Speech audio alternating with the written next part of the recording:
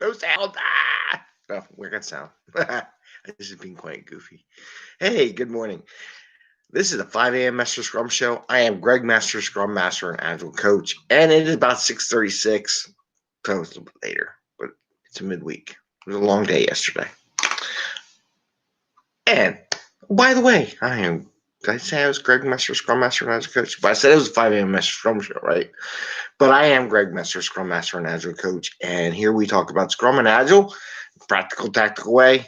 Get you home, get your work to your customer, give value to the customer. Very important difference between just doing work and giving value. Okay, and I should do a whole show on that. Probably have done many of them.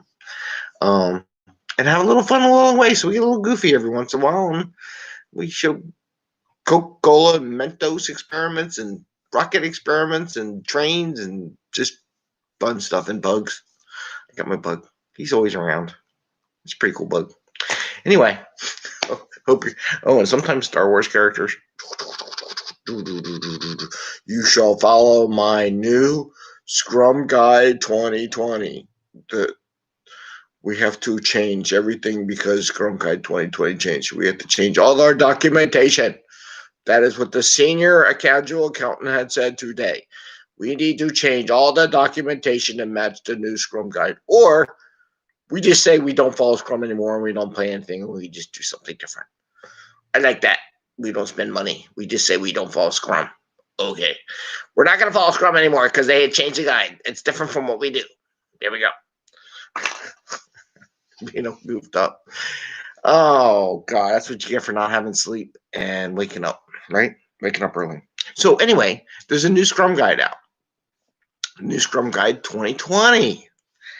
And if you want to look about it, there's a website. If you haven't seen it, scrumguides.org, that contains the latest Scrum Guides. Right now, both versions are up there, the 2020 and 2017 version. There is a tab called History that'll give you a summary of the differences between the two and past Scrum Guides, which is pretty handy if you want a quick look at it before you dive deep in it. I'm going to dive deep into it and see what it says. It'd be interesting because I know Scrum, not Scrumming. Shoot. I guess it's scrum.org. Anyway, the people do the PSMs. They're probably going to change all their tests now, by the way, to match up with the new Scrum Guide. So that'll be fun. Maybe I'll wait until they change your tests and take a test. So be prepared for that. I don't know what Scrum Guide they have their test set up for. If they're going to adapt it to the new one, or that's not going to come for a little while. I just want to go through a couple of things that I like about the changes and some things I'm still debating on, okay, that I wish they changed. One thing that I wish they changed that I haven't changed. So 3 things I like about the new Scrum Guide, and there's other things I like about it, but I'm going to mention the 3 things I like. They removed the daily Scrum questions from the guide. Yes, thank you, Lord. They did it. And why do I do that? Because so many people are so fixated, and these are the 3 questions that you can only ask during daily Scrum. And the cat's over there doing something crazy. So these are the 3 questions, and me, I have stuff. I say, come up with different questions too. You don't always have to use the same one, but they're like, but these are the 3 questions. So I put this in my agenda all the time, and it has to be these 3 questions. I'm like, you don't have to do that. But the Scrum Guide would tell me that's what I have to do. So if someone finally wised up and said, can we get rid of these 3 questions? Because we all like to change the questions around a little bit for different purposes and things like that. Like I even do the networking things. So I love the fact that they got rid of the 3 questions, because those people who gravitate on exactly what it says to do, and I must do exactly what the Scrum Guide says or I will fail. Yes, you will fail. You have to do what the Scrum Guide says. Yes, that's true. Okay. So that one was a great one. I like that now, because now I can say, where did you get that from? Because there is none anymore. Thank goodness. They just ask some 3 questions, and they can be your format. I do have to read that more. Okay, so that was good. So developer versus dev team. So they changed the dev team to just developer. Now, I like the reason why they did that, because they had felt that there was a team within a team, a sub team. So the dev team was a sub team to the whole Scrum team. By getting rid of the word team next to developer, now everybody's all one team, and it's a sub role in that team, like product owner, developer, and Scrum Master. I like that, because yes, it does create that little, we're our own team, we're a separate team than the Scrum Master and the product owner. Now they kind of, because people read into this stuff, right? Too much. They way too read into this stuff. So they went and got rid of that. So now everybody's all the same member of the team. What I wish and this is one of the wish, the word developer.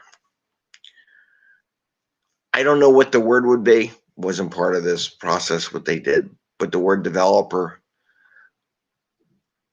I wish it was teammate or something. I don't know, something different, because I don't want anybody to think that Scrum can only be about software. Some people think it can only be about software, and Agile is only about software, and that's the only place Agile belongs, and it doesn't belong anywhere else. And I totally disagree with that. What that term would be, maybe one day we'll do a show on it and we'll talk about what could that term be, because yes, there are testers in some groups, and yes, there's developers, and yes, there's front-end engineers, and there's all kinds of things. Do you necessarily call a tester a developer? However, I will say a lot of testers are becoming more developer-like than they are testing-like. A lot of testers are writing their own automated test code. They're coming up with automated sequences because it makes their job easier over the long term, and they plan for long term. So, yeah, kind of works. Maybe a creator. Ooh, I like that. I like creator. They should call it a creator, because then if it's creator, it's anything. Does a product owner really create anything? Maybe documentation. I don't know. Maybe creator. But anyway, it's called developer now instead of development team, which I do appreciate and I do like, because I don't like that subset team and this stuff. So that was good. So that was the second thing I liked. The third thing is, and there's a lot more things in there. We're going to go through them, but, it's a 15-minute show. It's Daily Scrum. We keep it short, keep it brief. So what they added, why are you doing what you're doing in the sprint? So they talked about the who and the what. Now they asked the why. Why are we doing this? And they add a lot more goal stuff, which is cool. We did a whole show on the goals, right? And how that helps and what to use. I'm looking forward to digging into the Scrum guides. A couple of people asked me, what do I think? I have to get back to them on that in LinkedIn. Please tell me if when you comment on this, when I post it in LinkedIn, comment on the bottom what you liked, what you didn't like, some things you might want to talk about, and my thoughts on that, or give me your thoughts, and we'll react to them and see how they go. Feel free to message on LinkedIn. So that's what I got today. It is Wednesday, midweek. No, it's not Wednesday anymore. It's Thursday. Oh, shoot. It's Thursday. Yay, Thursday. So it could be a busy day. Fun day. 2 more days in the week. Thanksgiving holidays almost here.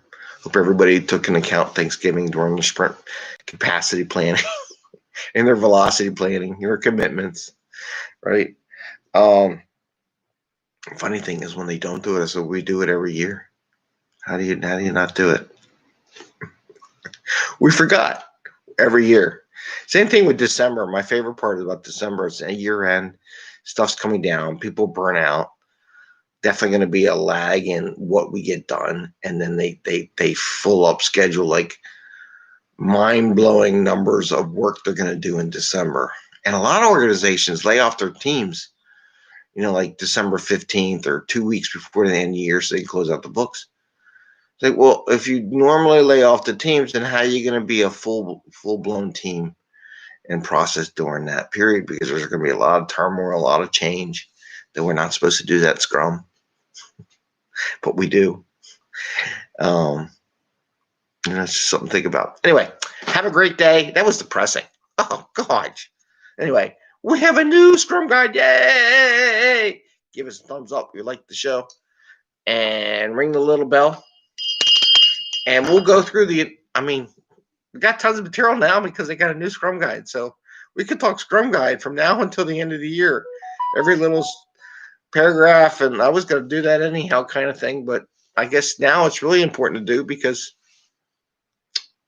I have to do some Delta stuff, though. I'll have to do like different paragraphs and what the difference is between the two for each one of the episodes. So I will do that, and we'll talk about it. All right. Take care. Have a great day. Enjoy your day. Happy scrumming. Bye. See ya.